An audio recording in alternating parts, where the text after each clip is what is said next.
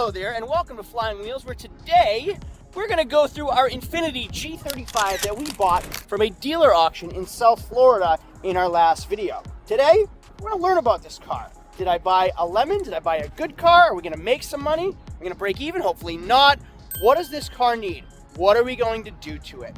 When we buy cars from dealer auctions, they're typically trade-ins. That's exactly what this was. This is a 2005 Infiniti G35 with 162,000 miles. What makes this car so cool is that it is a manual 6-speed transmission in a rear-wheel drive car on 19-inch factory wheels with no rust. Now, as I had mentioned in my previous video in episode 1, this is the sister car to the Nissan 350Z. Now it starts up, it's been sitting here for a few days, so that's already a great sign. We do have a check engine light on, and I need to figure out what rev is. I would think that means reverse, but we're not in reverse, so I'm not quite sure. Now we have cold AC, we have a cracked dash. The radio works, which tends to be a problem on this generation Infiniti.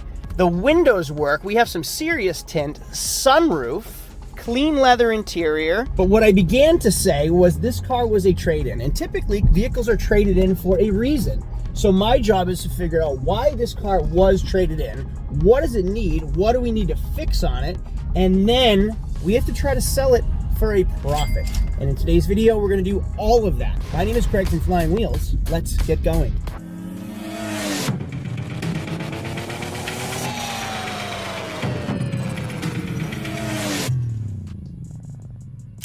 Hey, before we dive into this video, make sure to stay tuned because shortly I'm going to pick the winner that won $100 from last week's video, and I'm going to give away another $100 in this week's video later on.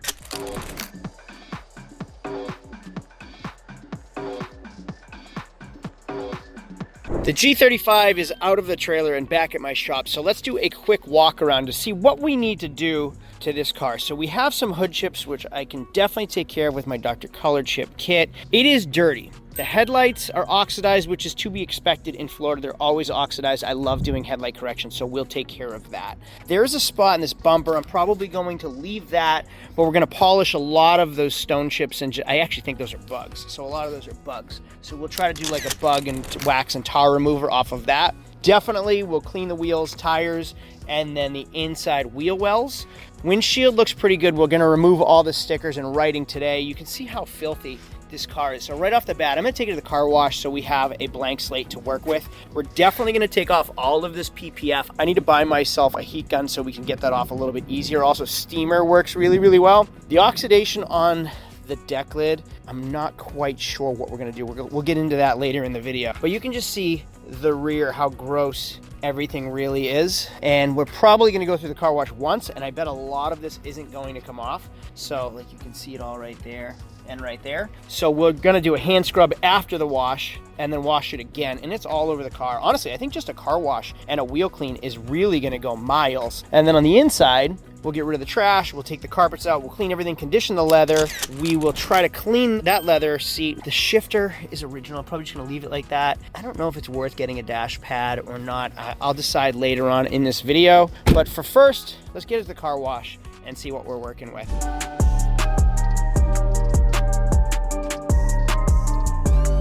Just a wash, the paint looks incredible. All that dirt and stuff off the side came off. I thought I was gonna have to scrub it and do a second car wash. It's all off. Everything's off the bumper. The car looks amazing already. Now let's just get rid of this trash and blow it all out. So I just cleaned my floor mats, which actually came out pretty amazing. So let's just run this through one more time. So this is a washer and a dryer, which is pretty amazing. So what I did is I scrubbed it, rinsed it down with high pressure water, sprayed it with some degreaser, rinsed it, scrubbed it, rinsed it down again, then put it through the washer, and then I turn this to dry, and then it dries. So my floor mats go in to wash, and then I turn it to dry, and it goes into dry, and then they come out looking like this, and like this, and these were in pretty rough shape 5 minutes ago. Let's see what the fronts look like when they're done. Now I'm just gonna leave them out in the sun while I wash my car. For what that was before, it's not beautiful, but it's better, definitely. Now the wheels are still kind of gross. I sprayed them with degreaser. We're just gonna scrub them and then hand scrub them. and they should come out pretty good. This car is actually turning out to be a pretty easy project. I love detailing cars. All right, everyone, I'm giving away $100 right now. In our last video, thanks to MyBookie, I said I was going to pick a winner that commented MyBookie. I'm also going to give away an additional $100 right after this. So first, let's pick the winner. I'm going to go to the comments section right here in our most recent video, and I'm just going to keep scrolling, go up, go down, keep going, up, down, and stop. Let's see, right here. Another video with content that got me watching your channel. Oh, thank you, Johnny boy, but that wasn't, so we're just gonna go to the next one. MyBookie, Tim WC69 MyBookie, thanks for all your videos. So I am gonna comment to Tim and say, thank you, Tim, you won $100. Now listen, if you don't see my blue check mark, Flying Wheels, you didn't win anything. Reach out to us at www.flying-wheels and we will get your Venmo or your PayPal. I'm also gonna give $100 away today thanks to the Wolfbox air duster. So if you comment Wolfbox in the comments of this video, in our next video, I'm gonna pick somebody randomly and Venmo or PayPal you $100. What is Wolfbox? I'm gonna tell you right now. I wanted to show you something real quick because like this car wash I'm at, they have high compressed air guns that I can blow everything out from underneath the seats. I have one at my shop in New Hampshire too. I don't have a compressor at my home garage. So instead I use this. This is my, that was disgusting. This is my Wolfbox Super Power Turbo Fan Mega Flow 100. Crazy power. So if I'm not at the car wash, I use something like this, and I can blow out inside all the vents, all the pockets, and inside all the seats to get everything out of here.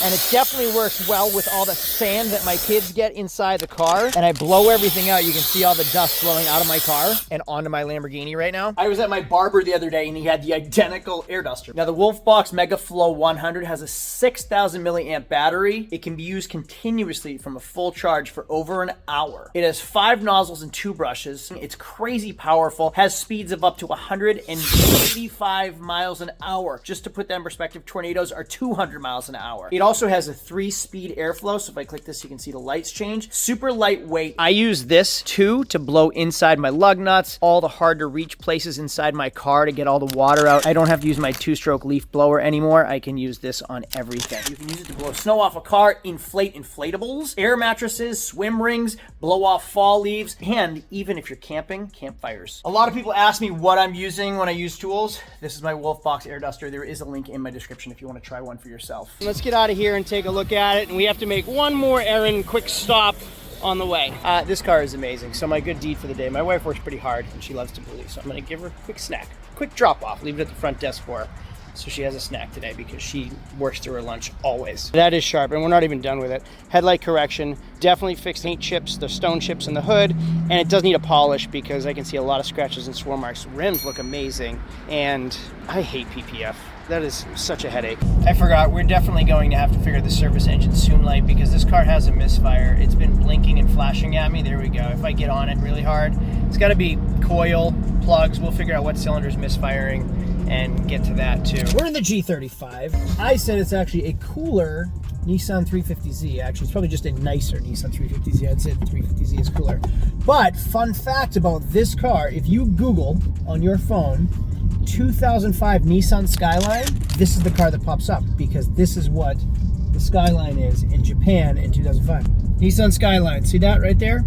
So what JDM people do, you can take this car and then just put Skyline badges on it. And then if you're an enthusiast, you're like, oh, Nissan Skyline, not a G35. Also, it's not right-hand drive, which would be cooler. And that's how we got into this discussion, because it would be cooler. It is a manual transmission. So maybe it's a good opportunity for you to learn how to drive manual transmission too.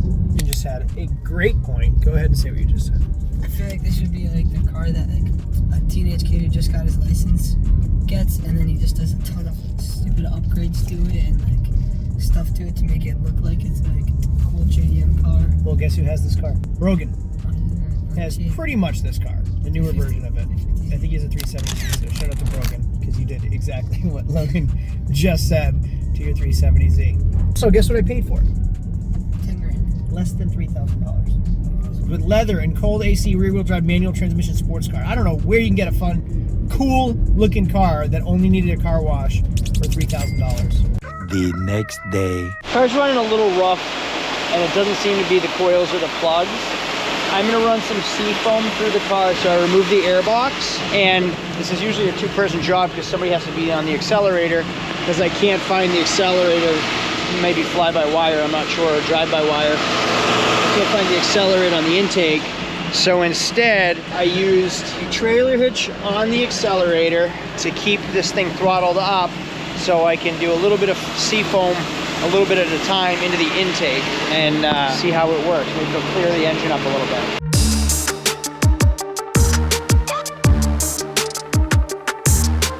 So you may have seen me putting my hand over the intake right here.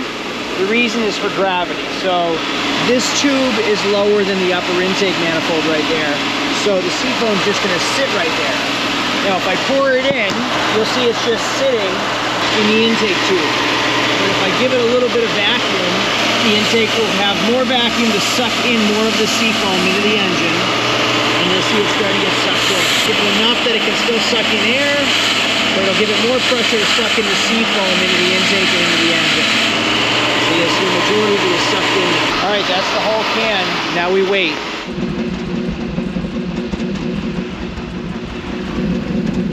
I actually thought we were gonna see a decent little show, but I guess not. So that stuff cleans deposits, cleans injectors, the tops of the pistons.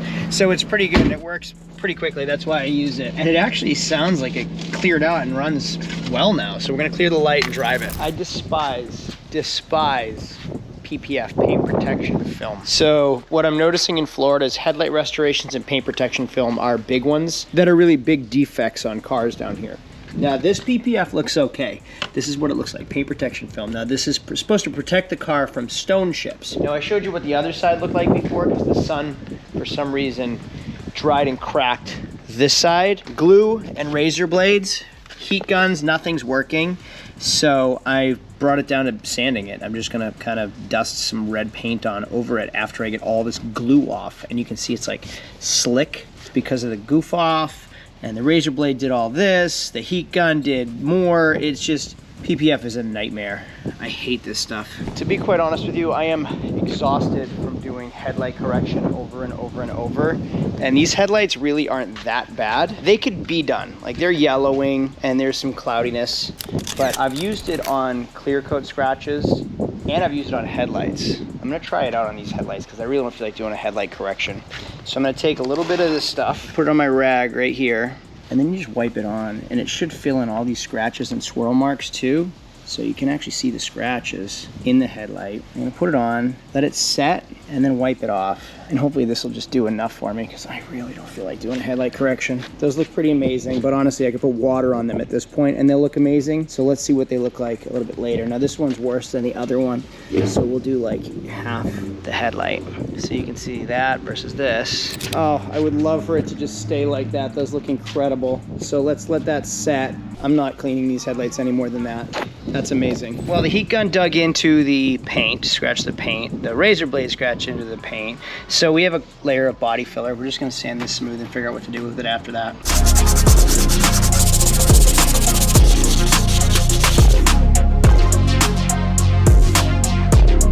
So this car has an insane amount of rock and stone chips, not just to the hood. You can see them all right here, all over the front of the car, but they're kind of all over the car. So like on this door here, you can see them down the quarter panel.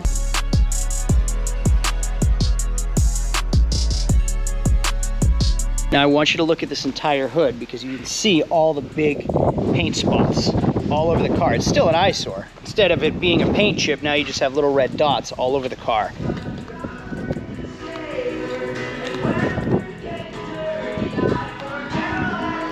I was really unhappy with the spoiler. I could remove it. There were some screws and bolts underneath, but instead I just taped it off and I'm gonna paint it right here the way it is. It's sanded down, it's scuffed, it's cleaned, it's prepped. We're gonna paint it red again to match the car. A few minutes later, after the paint. Here's a finished product of the deck lid, spoiler, and also that quarter panel. I should have left PPF. It made a disaster on this quarter panel. But the spoiler came out amazing. And there's a reason I didn't remove the spoiler from the deck lid, which I'll show you in a minute. But that's your finished product right there. Now you can see I just taped everything off. And I used paper towels for the overspray. And we used a color matched red and then a 4K clear over it. It's still wet, so I'm not going to remove that yet. And then I put blankets over everything, including the wheels, so we could spray and not get overspray everywhere. Well, I mentioned I didn't remove the spoiler. And here's why I didn't remove the spoiler for the deck lid. It's actually fairly simple. You'll see there's a 10mm here, here, and here.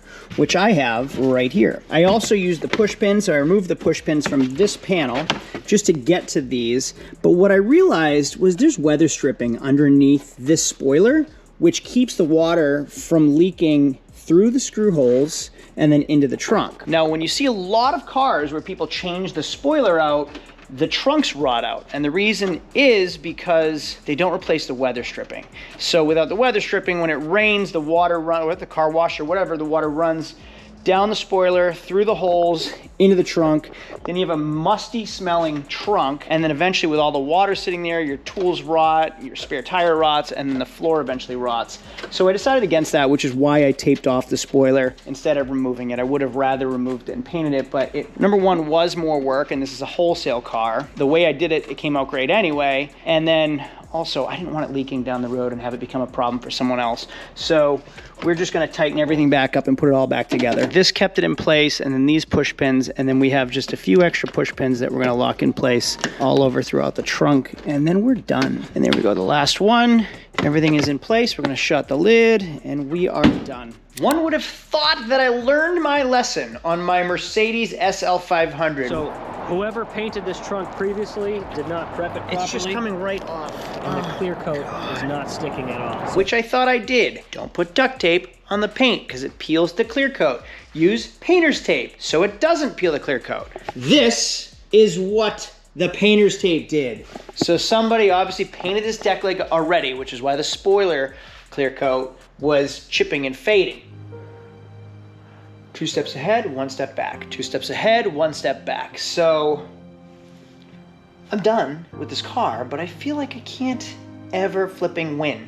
That tape wasn't on there for more than an hour and a half, and I didn't even push hard. When I peeled it off, all the clear coat came with it. So fix the spoiler, ruin the deck leg. Just lose, lose, lose, always. Never just winning. It's been a very common thing lately.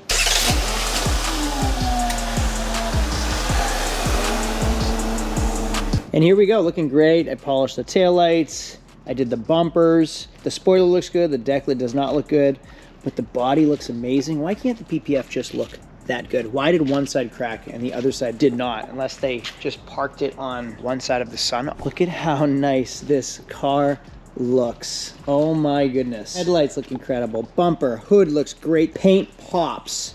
Wheels look great. Oh God, this car is so nice. And then the interior looks so good. That seat and the rears look brand new. Let's look under the hood. Oh goodness, look at how nice this car is. Wow. Now we're going to take it to the auction, wholesale it to another dealer, and let them sell it for a profit. Hopefully we make a little bit on it. Easy peasy, lemon squeezy. I'm pretty happy with that quarter panel, by the way. That blend is amazing for a garage job. A few days later. Today's the day we sell her, and she looks amazing. I am so proud of this car. Look at how good the red is, and the wheels came out great, and just the deck lid, it's okay. And the quarter panel, it's okay. But the interior looks great, it runs well. I am so proud of this car. So I got the G35 here late. Let's scan the VIN. I doubt that they got a condition report for it. A condition report means they like really go through the car thoroughly. Now we scanned the VIN on this car at the Mecum auction, and we were able to see what the MMR was, the Manheim Market Report. Just people with so much money. So much more money than that. Wow. Let's go check it out while we wait for my Corvette to run through.